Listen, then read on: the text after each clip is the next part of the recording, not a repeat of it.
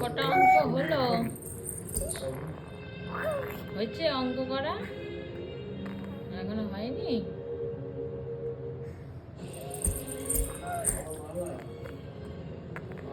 ছোটবেলায় পরিবারের সাথে যাবতীয় শিক্ষক ছিল করে চলে এসেছিল। একদম একা বলতে ছেলে লড়াই করেছি